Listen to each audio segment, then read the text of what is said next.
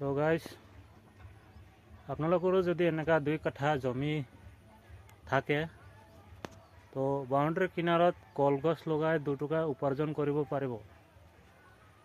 এইটো চাই লওক, ময়ো মোৰ 2 কাঠা মাটি আছে, ময়ো লগাইছোঁ গোটেই বাউণ্ডাৰী কিনাৰে কলগছ। মোৰ এতিয়া বৰ্তমান কল লাগি আছে, তো চাব পাৰে। এইটো চাওক, গোটেই বাউণ্ডাৰী কিনাৰত কলগছ। এইটো চাওক, কল লাগি আছে। এইটো চাব, এইটো এটা লাগি আছে,